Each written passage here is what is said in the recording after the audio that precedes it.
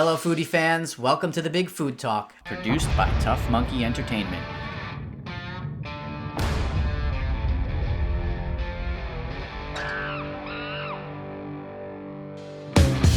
I'm your host, Sal Conca. This show supports restaurants, chefs, and food pioneers with your help.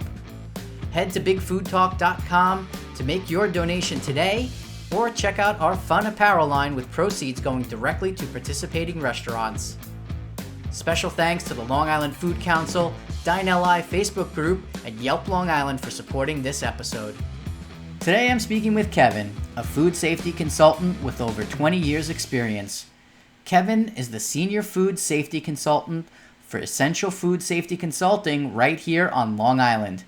Kevin and I discuss the ways in which consumers and businesses can be prepared for the new world in which we live in.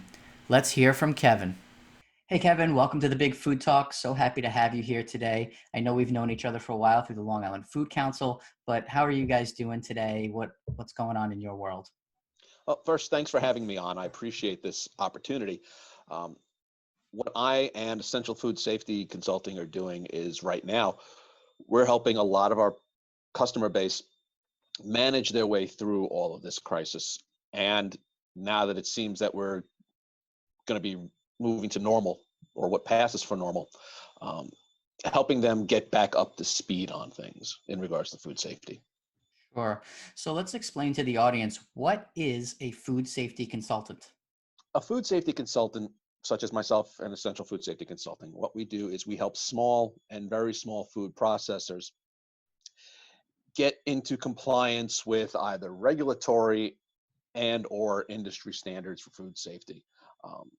What happens is when you get to the small and very small level, these places don't have the resources, the manpower, the budgets, et cetera, that a lot of the larger companies do have to get into compliance.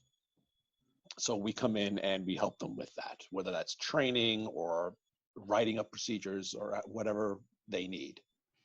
Great. And why do we need food safety? What does that even mean? What is food safety? How is that helping the public? Food safety is designed to help minimize any chances of people becoming sick or injured or worse as a result of the food that they eat through accidental contamination. Got it. Uh, And I know you work with food manufacturers. Do you work with the restaurant industry as well, or mainly manufacturing? a lot of it is manufacturing, but I do have a couple of customers that are restaurant based. Got it. So this is for the people listening. This is more around the food you're buying at the supermarkets, jarred goods, canned goods, Yes, things of that correct. nature.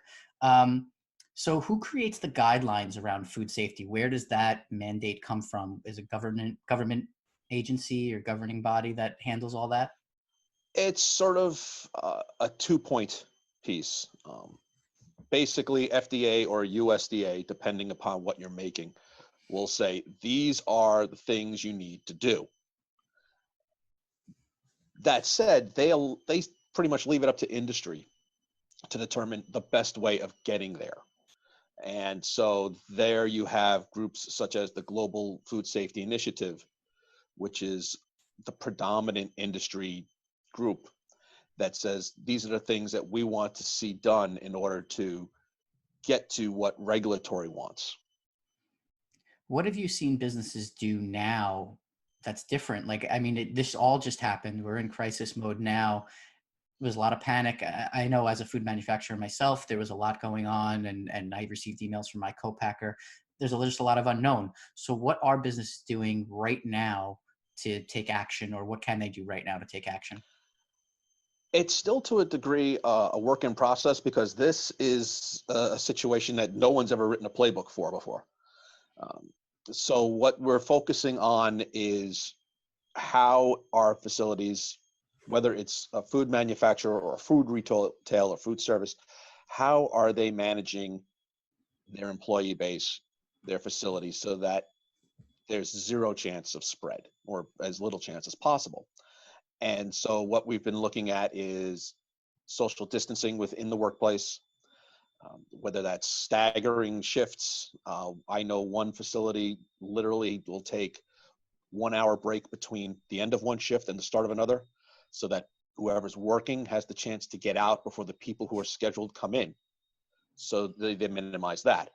There's a lot of enhanced sanitation practices, especially on surfaces that are commonly used, bathrooms, door handles, um, buttons on equipment, for example. Yeah, I can tell you Those are, yesterday, I just happened to be shopping at Trader Joe's, and what I've never seen before is there's now workers that are employed instead of stocking the shelves, they're literally cleaning the shelves as we're shopping. So I yes. don't, you know, and that's happening now as well. Yeah, and it's from the consumer standpoint, it is very reassuring to see that happen. It tells the consumer that this is a place that is taking these things seriously, and it's also taking the health of their consumer base seriously. Absolutely. I mean, everybody's doing, there's a myriad of opinion out there on how this disease travels, how long it exists on surfaces, right? I mean, we Yeah. just don't have all the data, and I don't want to go down that road. That's not what this show is about. But, I know just in my own home, it's been a lot of, we'll call it paranoia.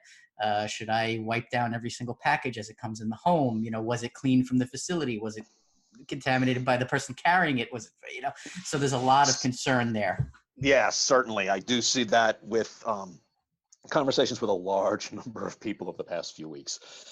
I wouldn't call it paranoia, just a healthy concern, Better in word. all I honesty.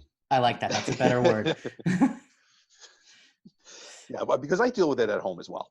So, What resources are available for both consumers and for businesses? Where can they go to learn more information about food safety and how, their food is processed, or what guidelines a business should be following in order to be safe? well, FDA has a page on their website regarding COVID-19, and it's continuously updated. If you Google FDA COVID-19, it's usually within the first 2 to 3 listings there. New York State has the Department of Agriculture and Markets. When you go to their webpage, there's usually, unless they changed it within the past day, there's a button on the top that you can click on, and that takes you directly to their updates regarding COVID-19 and what they're looking to see. Sure. And I know, for restaurants and specifically, because that's what this show was, originally based it on, was how the restaurants do. What's your opinion on how restaurants are going to be able to face reopening? I mean, are you hearing things just from your side because you're closer connected to the industry? What are you hearing about social distancing in restaurants or about reopening? How can these places start to prepare? I think the ones that have stayed open and followed social distancing and followed greater sanitation, I think are better suited for reopening than ones that have just shut down completely. Um, and that's more from a continuity of operation standpoint. What we're going to see going forward, and this is something I just recently heard, so you could take it with a grain of salt, but I'm putting some money on it, is going forward, you're going to start seeing restaurants, food retail operations start to play catch up in a way with a lot of what food manufacturers are already doing in regards to, again, sanitation, in regards to employee hygiene practices.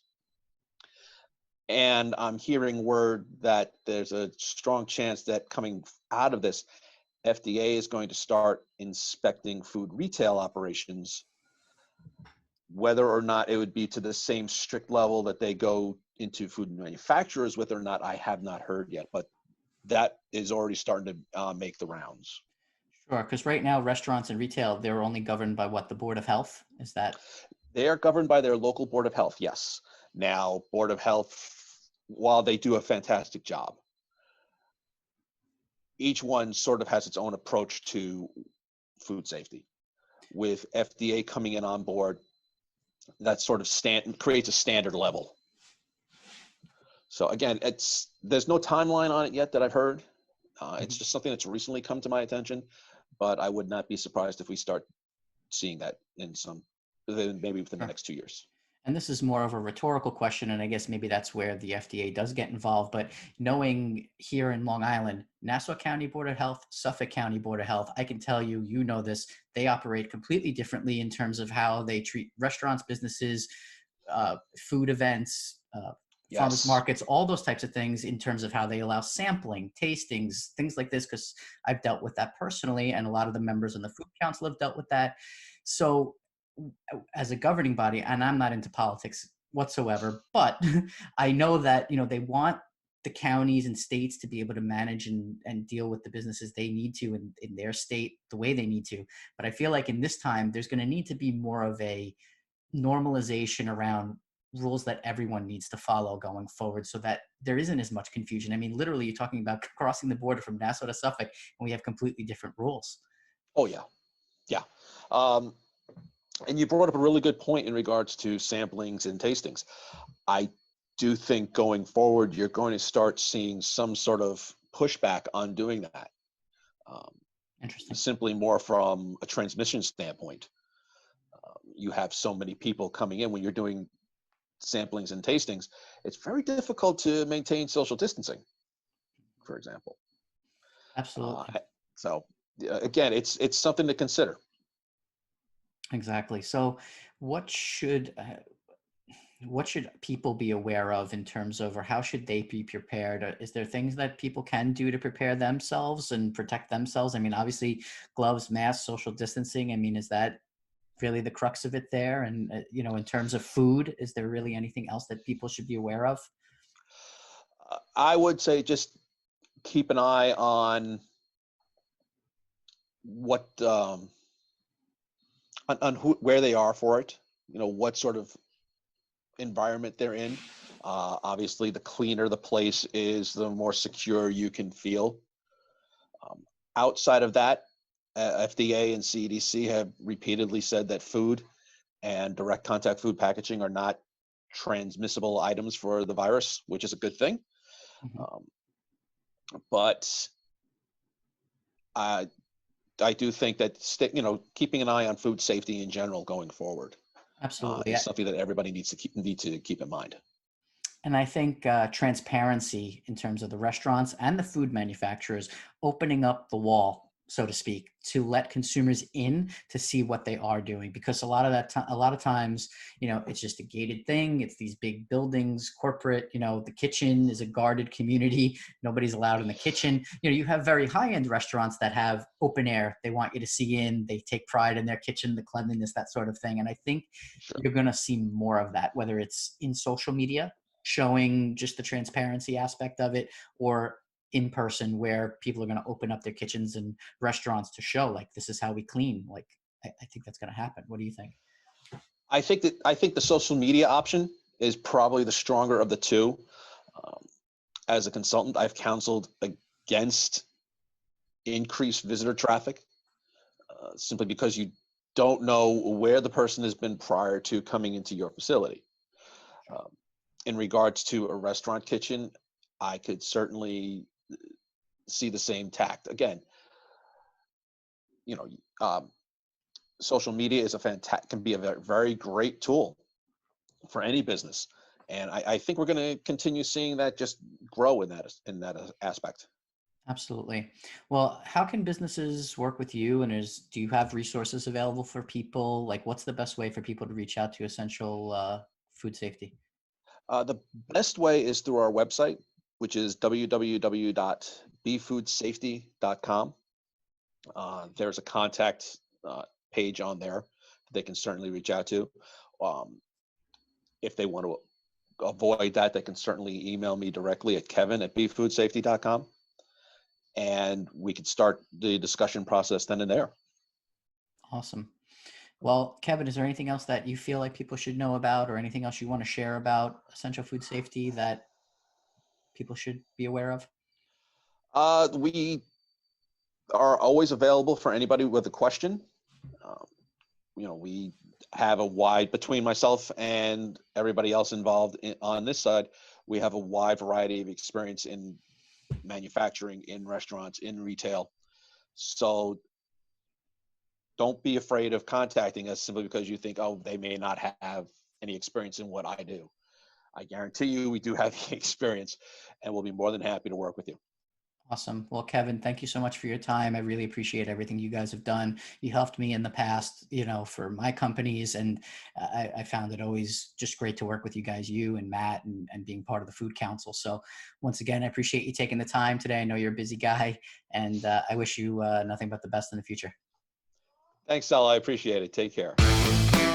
Thanks for tuning in to The Big Food Talk, produced by Tough Monkey Entertainment. Subscribe on iTunes and wherever you listen to podcasts. Follow us on Instagram for behind-the-scenes takes, or watch complete episodes on YouTube. Don't forget to make a donation at bigfoodtalk.com.